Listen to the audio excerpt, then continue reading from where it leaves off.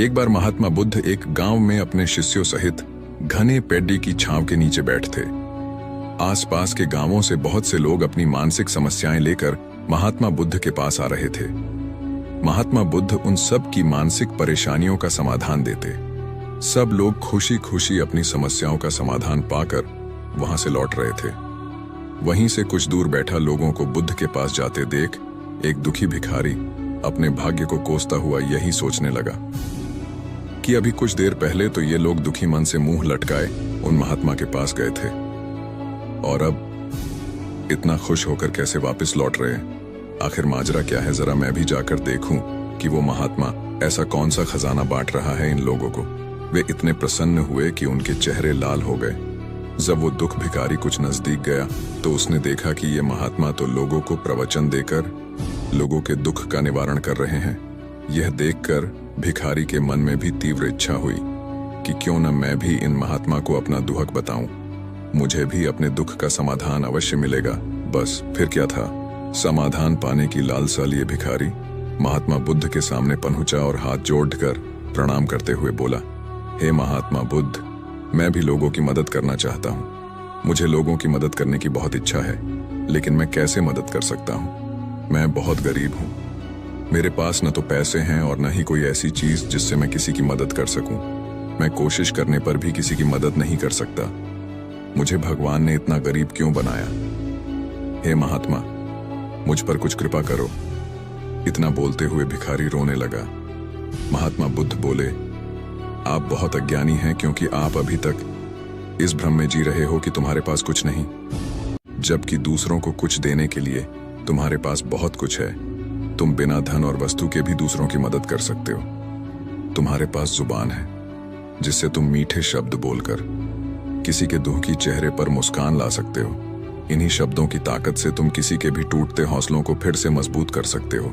इन शब्दों की शक्ति से आप किसी के भी मन में सकारात्मक विचारधारा के बीज बो सकते हैं और उसे गलत रास्ते पर जाने से रोक सकते हैं। तुम्हारे दो हाथों से किसी भी कमजोर या लाचार व्यक्ति की सहायता कर सकते हो। आपके दो आंखें किसी अंधे को रास्ता दिखा सकते हैं। तुम किसी के लिए दुआ कर सकते हो। यह हो सकता है कि उनके बुरे काम फिर से हो जाएं। आप किसी के अच्छे स्वास्थ्य की कामना कर सकते हैं, लेकिन अज्ञानतावश तुम अब तक इस बात को समझ नहीं पाए और इस भ्रम में अब तक जीते रहे कि तुम्हारे पास मदद करने के लिए कुछ नहीं। किसी की मदद करने के लिए धन और वस्तु का होना अनिवार्य नहीं है।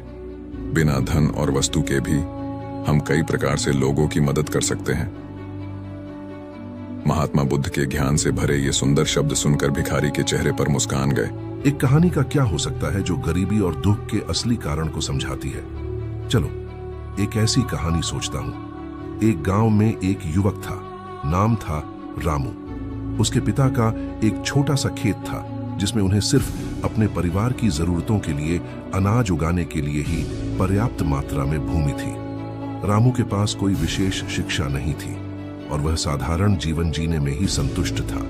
एक दिन गांव में एक स्वामी आया और उसने गरीबी के कारणों पर चर्चा की। रामू ने उसे सुना और समझा कि उसकी गरीबी का कारण उसकी आत्मसंतुष्टि में ही है।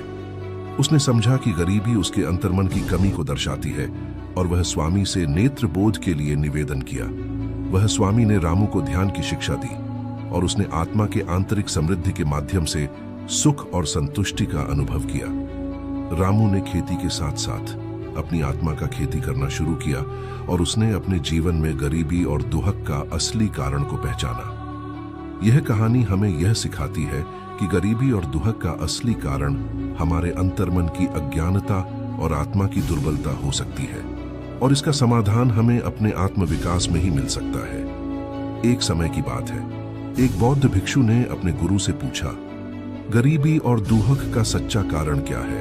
उनका गुरु उत्तर देने के लिए एक कहानी सुनाते हैं। एक समय की बात है, एक युवक ने एक संत से कहा, मुझे गरीबी और दुख क्यों मिलता है? संत ने उसे एक कंजूस व्यापारी के घर भेज दिया। वहां जाकर उसने देखा कि व्यापारी धन को जमा करता और उसे किसी के साथ बांटता नहीं। युवक ने समझा कि धन को न बांटने से उसका सुख बढ़ता है। फिर उसे एक दानी शासक के घर भेज दिया गया। वहां जाकर उसने देखा कि शासक धन को दूसरों के साथ बांटता है और लोगों की मदद करता है। युवक ने समझा कि धन को दूसरों के साथ बांटने से उसका सुख बढ़ता है। फिर उसे एक सम्राट के घर भेज दिया गया। वहां जाकर उसने देखा कि सम्राट धन को सभी के साथ बांटता है, लेकिन वह भी दुखी है। युवक ने हैरान होकर पूछा, तो धन को सभी के साथ बांटने से भी आप दुखी क्यों हैं? सम्राट ने कहा, क्योंकि मैं अपनी आत्मा को भूल गया हूं। इस कहानी से हमें यह सीख मिलती है कि गरीबी और दुख का असली कारण हमारे आत्मा की असंतुष्टि हो सकती है, जो हमें संबल और संतुष्ट नहीं बनने देती। धन को सही तरीके से उपयोग करने और अपने आत्मा को संतुष्ट करने से हम अधिक सुखी और समृद्ध हो सकते हैं।